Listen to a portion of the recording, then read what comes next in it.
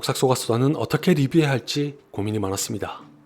진작부터 리뷰하라고 찜했었던 드라마고 다행히 결과물도 대만족이었으나 도대체 리뷰의 스탠스를 어떻게 잡아야 좋을지 몰라 고민을 거듭한 건 아마 이번이 처음일 겁니다. 폭삭소가수다를 이미 보신 분들이라면 무슨 말인지 충분히 이해하시죠?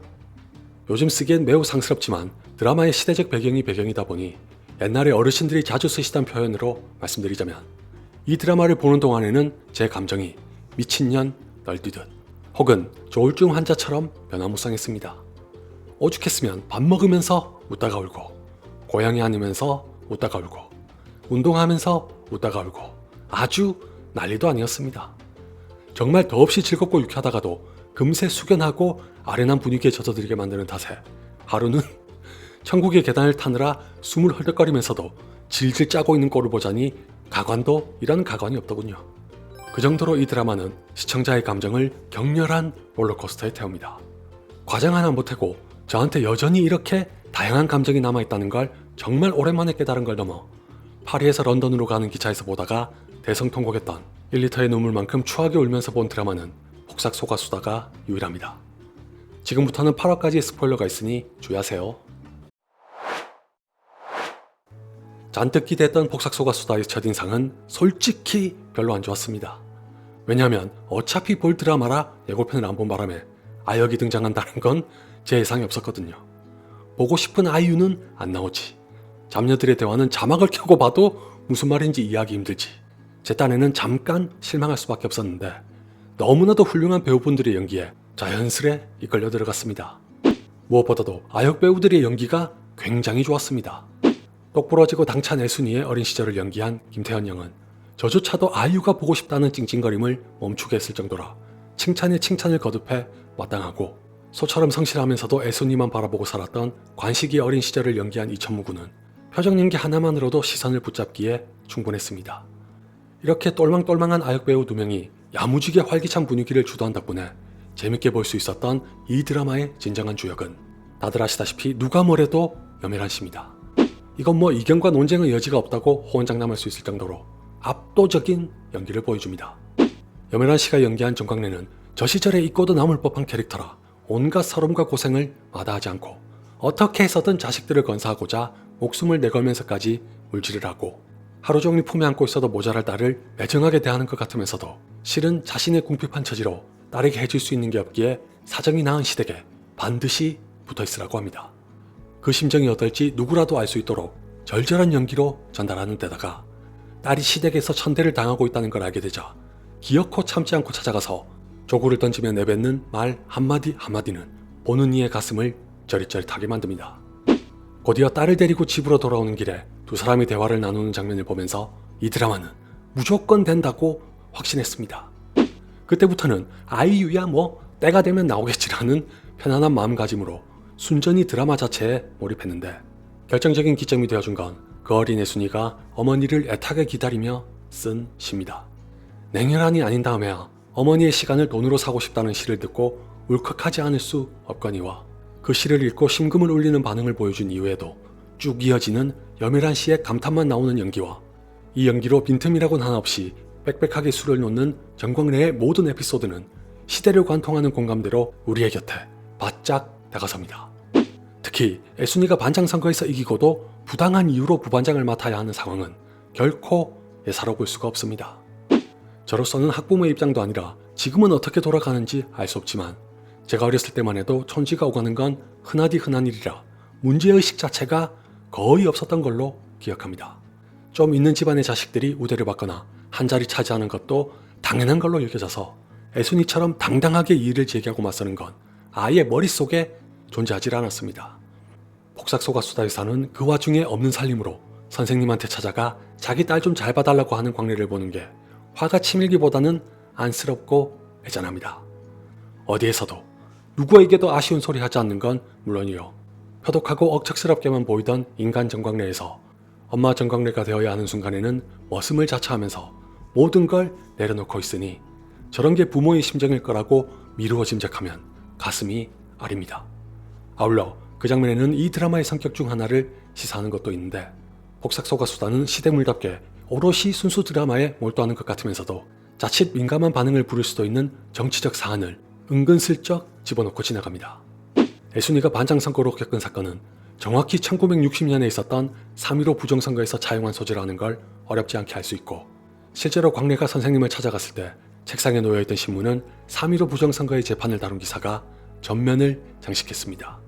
이것처럼 폭삭소가 수다가 다루는 이야기는 극사실주의에 기반하거나 영감을 얻어 만들어진 것이 주를 이루기 때문에 더더욱 많은 사람들로부터 호응을 얻을 수 있었을 거라고 생각합니다. 비록 드라마에 목적성이라는 게 있기 때문에 철저한 고증이라고까지 말하지 못하더라도 정치적으로나 사회적으로나 당시의 여건과 환경을 반영하고 있다는 건 부정할 수 없는 데다가 시공간을 초월해 누구나 이해하고 공감할 수 있는 정서가 가득 담긴 게 주요했다고 볼 수 있지 않을까요? 더군다나 이 드라마가 다룬 정서란 게 자식이 부모를 바라보는 시선과 부모가 자식을 바라보는 시선을 한데 아우르고 둘 사이에 일상적으로 빚어지는 감정의 충돌과 화해를 서로 다른 관점에서 담은 것이라 나이를 불문하고 가상의 드라마보다는 내 삶의 다큐멘터리를 보는 것처럼 깊숙하게 빠져들게 됩니다. 저만 해도 자식은커녕 결혼도 안 했지만 그 이전에 누군가의 아들이기에 저와 제 어머니를 보는 것 같아서 유독 마음이 쓰였습니다. 평소에 마냥 싸가지 없고 냉정해 보이는 제게도 어머니는 눈물 버튼이라 어쩔 수가 없었습니다. 폭삭소가 수다의 정광래는 어머니라는 순간 존재가 결집한 캐릭터에 염혜란 씨의 특별한 연기가 더해져 눈에 보이는 분량을 훨씬 웃도는 영향력을 남깁니다. 총 16부작 드라마에서 단 1화, 그마저도 후반부에 퇴장하는 캐릭터임에도 불구하고 워낙 강렬한 인상을 남겨서 나중에는 간간히 회상이나 꿈에 나타나는 것만으로도 시청자의 마음을 단박에 사로잡습니다. 폭삭소가 수다는 그렇게 정광래가 초석을 탄탄하게 다져준 덕분에 애순이로 바통을 넘겨 분위기를 극적으로 바꾸면서도 대물림이라는 연결고리를 통해 일관된 이야기를 이어갑니다. 정광래의 어린 시절은 나오지 않아 잘은 모르지만 보통 문학소녀를 꿈꾼다고 할 때의 이미지와는 다르게 아주 당돌하고 대찬 애순이를 보고 있노라면 오전여전이라는 말이 절로 떠오릅니다. 너무로 한결같이 애순이 옆에 붙어 무슨 하인처럼 자진해서 보필하고 있는 관식이는 부모의 눈으로 바라보면 답답할지 몰라도 일개 시청자의 눈에는 마냥 듬직하고 믿음직합니다. 아니, 그리고 제가 이상한 건지 두 사람의 관계가 너무 부럽고 좋아 보이기만 했습니다. 저렇게까지 날 좋아해주는 사람이 있고 저렇게까지 좋아할 만한 사람이 있는데 심지어 둘의 마음이 하나로 이어지는 경우는 굉장히 보기 드무니까요. 애순이가 관식이를 좀 함부로 대하는 것 같으면서도 겉으로 표현을 안 할 뿐이지 그 마음을 다 알아주고 있다는 게 보이고, 관식이는 누가 뭐래도 애순이 옆에 붙어서 떨어지지 않고 답답할 정도로 묵묵히 지켜보며 보살피고 있다는 것, 두 사람 모두에게 큰 축복입니다.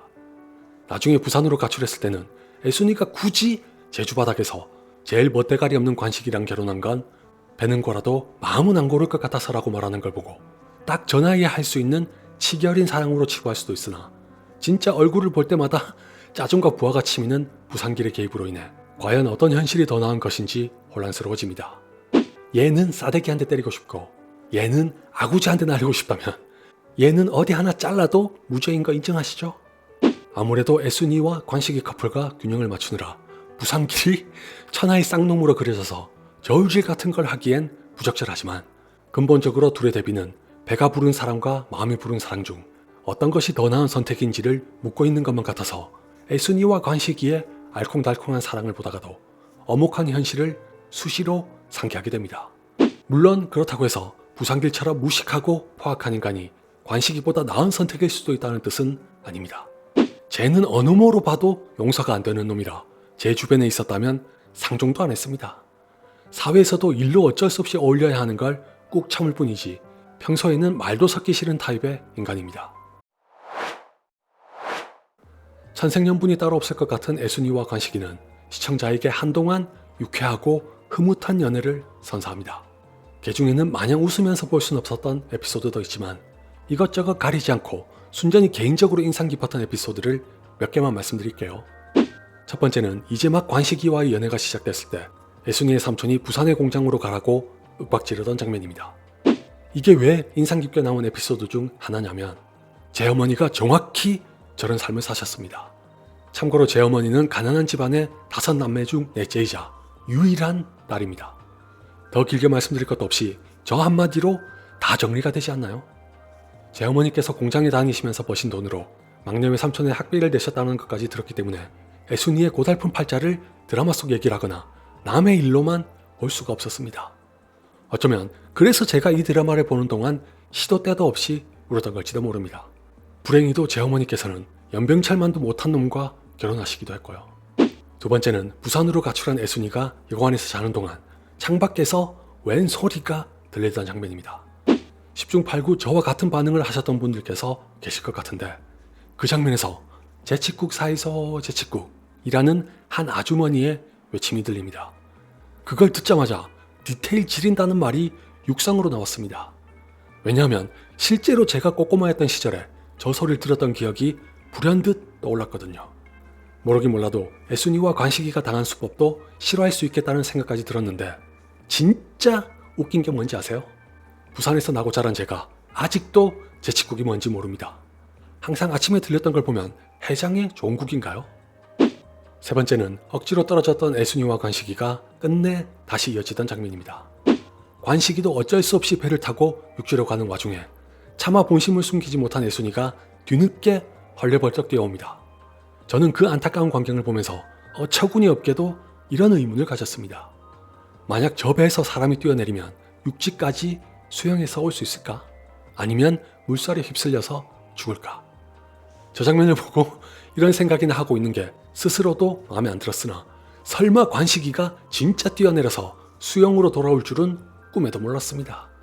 어쩐지 관식이가 무슨 운동을 한 건진 제대로 말을 안 하더라니 그 운동이 하필 수영일 줄은 몰랐네요.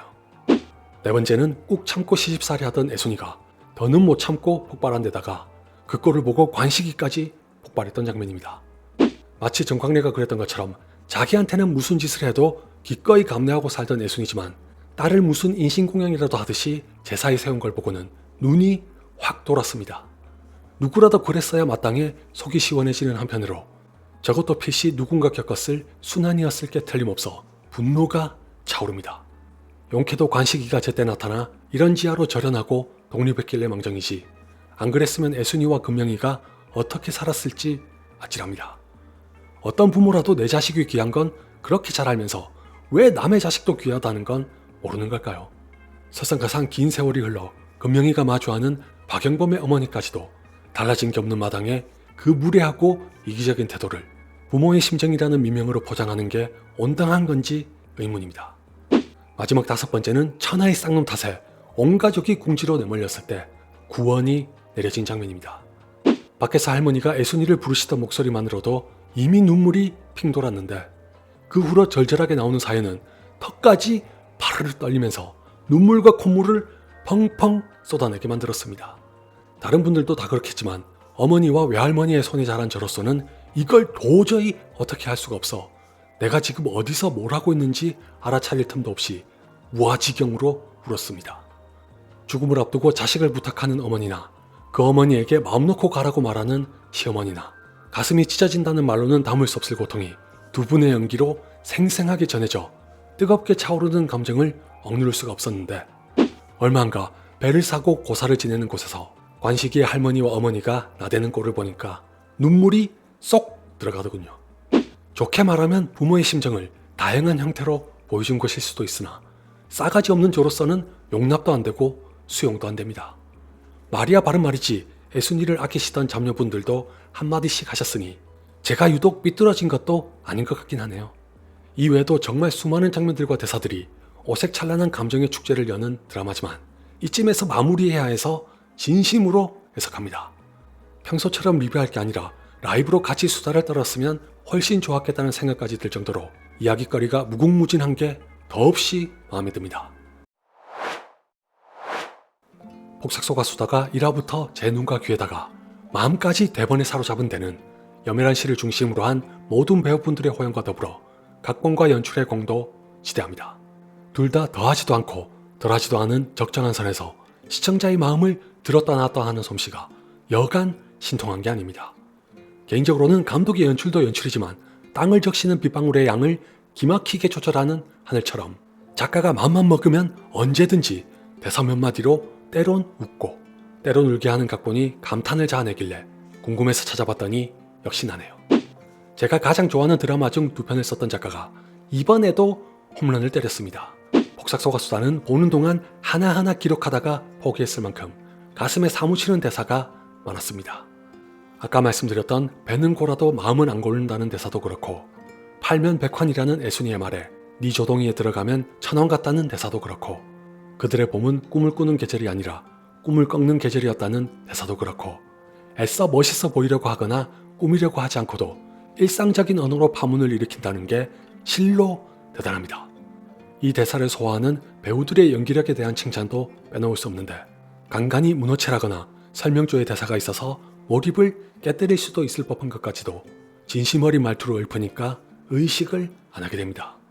이건 애순이와 관식이에게만 국한되지 않고 2명의 캐릭터가 주고받는 모든 대화에서 동일한 조화가 일어나니까 거의 전성기 시절 바르샤가 자랑했던 환상의 티키타카를 연상시킵니다.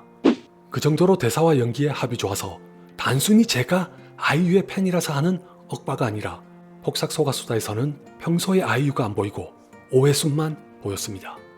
결혼하고서 그 특유의 파마머리로 등장한 후에는 진짜 억척스러운 아내이자 어머니로서의 오해순만 남아서 이 드라마가 뭘 보여주고 있는지 새삼 확인할 수 있었죠. 반대로 관식의 시점은 배제하다시피 하는 게 아쉬워서 좀 더 볼 수 있길 바랐으나 4화에서 관식이가 짊어진 무게를 슬그머니 확인한 순간에 잘못했다고 빌었습니다. 구태여 무쇠라는 별명에 부합하느라 온몸의 파스와 상처를 가득 안고도 말없이 있었던 걸 보니까 솔직히 시청자로서는 감당하기 싫은 암울함이 밀려와서 외면하고 싶었습니다. 그런 남편을 웃는 얼굴로 배웅하는 애순이와 가족을 위해 또다시 일터라는 전장으로 나가면서도 환한 미소로 인사하는 관식이를 보면 저게 소소한 행복인가 싶다가도 절로 한숨이 나오는 게 머릿속이 참말로 복잡해집니다. 하필이면 박보검 씨가 특별한 대사 없이 표정 연기만으로 전달하는 페이소스의 효과도 너무 강렬해서 드라마 속 캐릭터는 다들 웃고 있지만 정작 그걸 보는 시청자들은 눈시울이 붉어집니다. 그럼에도 불구하고 폭삭소가수다는 이 무거운 감정을 털어내고 나아가는 솜씨가 발군이기에 지금 같은 인기를 얻을 수 있었다고 생각합니다. 혹시 페이소스가 무슨 뜻인지 궁금하시다면 여러분께서 폭삭소가수다를 보시면서 느끼신 감정 그 자체라고 말씀드리겠습니다. 사전적인 정의에서도 연민과 동정 등의 감정을 이끌어내 누구나 공감할 수 있는 정서적인 호소력을 가진 걸로 정리할 수 있으니까 아주 틀린 말은 아닐 겁니다. 더군다나 수단과 방법을 가리지 않고 어떻게 해서든 억지로 눈물을 쥐어짜내려고 발악하는 탓에 많은 분들께서 질색하시는 심파와는 다르다는 것도 한눈에 알 수 있습니다. 단 페이소스도 짙어지면 짙어질수록 피로도와 거부감을 유발하는 부작용을 피할 수 없다는 걸 이 드라마는 잘 알고 있습니다. 방금 말씀드린 장면만 해도 관식의 시점을 보고 싶다는 제가 숨이 턱 막힐 지경이었지만 이내 유머러스하면서도 통쾌하게 감정을 해소하는 걸로 일단락을 짓고 다음으로 넘어갑니다. 심지어 이 유머를 단순히 순간적인 모면이나 웃음거리로 소비하지 않으면서 감정을 이어갑니다. 제가 꼴불견으로 대성통곡을 하다가 눈물이 쏙 들어갔다고 말씀드린 5화의 에피소드도 마찬가지의 기술을 써서 작가에게 경외감을 가질 정도였는데 6화는 진짜 기똥찬 구상으로 여러 감정을 폭포수처럼 쏟아내게 만들어 현재까지 폭삭소가수다의 정점을 이룹니다. 사실 전 장성한 애순이와 관식의 가족 중에 분명 아들이 하나밖에 없었던 것 때문에 일찌감치 불안했습니다. 물론 아직 안 보여줬을 가능성도 있으나 여태 본 이 드라마의 풍파에 근거하면 어렸을 때 죽었을 가능성이 더 높았기에 불길한 기운을 떨치지 못하게 하더니 아니나 다를까 5화가 그땐 아직 여름을 다 모르고란 미심쩍은 내레이션으로 끝나질 않나. 6화의 제목은 삶인 사라진다인데다가 비바람이 불어닥치질 않나. 동명이가 사탕을 엎지른 데 이어 안아달라고 하는 걸 마지못해 뿌리치고 나가질 않나. 이건 복선의 수준을 넘어 마치 시청자 여러분 마음의 준비를 하세요 라는 경고처럼 보이다가 기어코 동명이가 사망합니다. 와, 솔직하게 말씀드리면 이건 진짜 해도 너무한 거 아니냐는 한탄이 나왔습니다.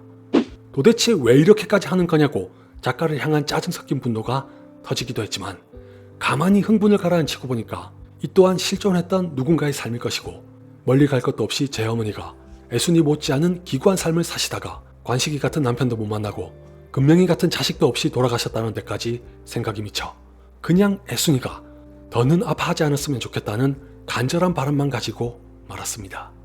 우리의 삶이 애순이가 원망하던 바다와 닮았다고 느낀 것도 이때입니다. 때로는 따사로운 햇살이 비치는 가운데 살랑살랑 부는 바람을 맞으며 윤슬이 눈을 간지럽히는 더없이 아름답고 평화로운 곳이다가도 때로는 집채만한 파도가 비바람과 함께 몰려와 천벌이라도 내리고 싶은 듯이 구는 잔인하고 흉폭한 곳이 바다인 것처럼 우리의 삶도 알게 모르게 누구나 굴곡진 시간을 보내면서 살아내고 버텨내는 게 아닐까 합니다. 세 가지의 시점을 종종 오가는 폭삭소가수다의 구성은 좋든 싫든 세상에는 변한 것도 있고 변하지 않은 것도 있다는 걸 보여줍니다.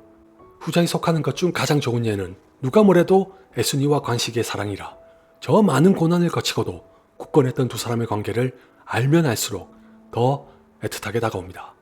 한편으로는 관식이의 중년 버전과 동명이의 운명이 나오기 전까지 약간의 긴장과 안도를 오가면서 보는 재미를 더하기도 했지만 자칫 산만하고 혼란할 수도 있는 세 가지 시점의 구성은 큰 틀에서 서사의 내적 일관성만큼은 결단코 유지합니다. 덕분에 세 가지 시점을 오감에도 불구하고 이 드라마가 보여주려는 게 무엇인지 있거나 놓치기는커녕 도리어 부연과 강조의 역할을 하기에 더더욱 깊이 빠져들게 됩니다. 더 나아가 의도적으로 시청자의 눈을 가리고 지나갔던 사연을 나중에 반전으로 이용해 시청자로 하여금 다양한 감정을 자아내는 솜씨도 기가 막힙니다. 그 대표적인 예가 6화에 있었죠. 동명이를 차마 떠나지 못해 괴로워하던 애순이를 얼마나 많은 사람들이 염려하고 도왔는지 알게 되는 장면은 원래 사람 하나 살리는데도 온 고을을 부려야 하는 거였다는 말 맞다나 천의 고아인 것처럼 혼자인 것 같아도 온정이란 게 남아있는 세상을 꿈꿉니다. 끝이 보이지 않는 망망대해에서 홀로 부유하고 있는 것만 같은 나의 배도 물살과 바람의 도움을 받아 어딘가로 흘러가고 있으니까요. 폭삭소가수다는 이런 후일담을 아껴뒀다가 꺼내는 시기가 어찌나 탁월한지 모릅니다. 한없이 우울해지기만 하던 순간에도 분위기를 유리하게 환기하는 걸로 도통 이 드라마에서 헤어나오지 못하게 하는데 매번 시청자가 갖는 감정의 흐름과 방향을 전혀 해치지 않으면서 다음 장으로 부드럽게 넘어가는 각본의 걸음은 시체말로 보법이 다릅니다. 방금 말씀드린 장면에서는 애순이와 관식이의 가슴이 찢어지는 애통함을 할아버지와 할머니에 이어 잠깐 잊고 있었던 나민옥이 선사하는 감동으로 조금이나마 덜어내는 게 백미입니다. 나민옥과 다르게 연병철은 마지막까지 무능력하고 능글맞은 인간으로 남은 게 참 안타깝고 한심한데 오정세 씨와 엄재원 씨의 연기가 워낙 좋았던 터라 꼭 다시 한번 볼 수 있게 되길 바라는 커플입니다. 아울러 이때 나민옥의 입을 통해 나오는 어뽀는 나중에 금명이와 제니의 각기 다른 부모를 대비시키며 가난할지언정 바르게 살아온 애순이와 간식이에게 박수를 보내기도 합니다. 단 이럴 때 마냥 이상적이지만은 않은 현실을 투영하는 것도 잊지 않는다는 게 폭삭소가수다의 커다란 매력 포인트입니다. 금명이가 유학을 포기한 걸로도 부족해 억울한 누명까지 써야 했던 에피소드는 가난이 낳은 지독한 해코지를 담아냅니다. 공교롭게도 그 시점에 관식이는 긴 거리를 마다하지 않은 채 불편한 몸으로 금명이를 만나러 오고 딸의 말을 고지고대로 들었던 애순이는 전화로 나눈 몇 마디의 대화에 마음이 흔들려 자신의 꿈이었던 가게를 포기합니다. 바로 이 대목에서 임상춘 작가의 솜씨가 얼마나 대단한지를 다시 한번 알 수 있습니다. 엄밀하게 따지면 유학은 안 가도 그만입니다. 금명이가 교수에게 말한 대로 미국이나 영국도 아닌 일본으로 유학 가는 건 모양새를 떠나 애초에 영문과인 학생에게 간절한 바람이 될 정도는 아닐 것이고 필요 불가결한 과정은 더더욱 아닙니다. 그럼에도 불구하고 흔쾌히 보내주지 못하는 부모의 심정은 과연 어떨까요? 더군다나 국비장학생이라는 장한 성취까지 이룬 자식으로부터 죄책감이 발목을 잡는다는 말을 듣게 되는 부모라면 가슴에 대못이 박힌다고 해도 과언은 아닐 겁니다. 폭삭소가수다는 본디 뭐 하나라도 더 좋은 걸 먹이고 입히라는 게 모든 부모의 심정이라는 걸 이렇게 전합니다. 만약 미국이나 영국으로 가는 유학이었다면 가난, 무능, 욕심 등이 부각됐을 수도 있지만 임상춘 작가는 오롯이 부모의 심정이란 어떤 것인지에 초점을 맞춰 이 드라마의 본질을 해치지 않습니다. 까놓고 말해서 아빠 아직 여기 있어라는 이 단순하고 짧은 대사에 울지 않은 사람이 있으면 나와보세요. 눈에 띄는 즉시 차단할 거니까 행여라도 진짜 나오시지 마시고 아무튼 폭삭소가수다는 나머지 절반에서 재벌집 막내 아들의 준하는 이변이 발생하지 않는 한 이미 올해 최고의 드라마로 낙점입니다. 올해 최고가 뭐야? 아마 제 인생의 드라마 중 하나로 남을 확률이 매우 높습니다. 왜냐하면 바다와 삶이 그러하듯 폭삭소가 쏟아도 부침을 겪을지언정 결코 와르르 무너지진 않을 거라는 확신이 생겼거든요. 금명이가 결혼하기까지 또 하나의 큰 시련이 기다리고 있는 것 같긴 한데 애순이도 관식이도 금명이도 슬기롭게 헤쳐나갈 거라고 믿어도 되겠죠?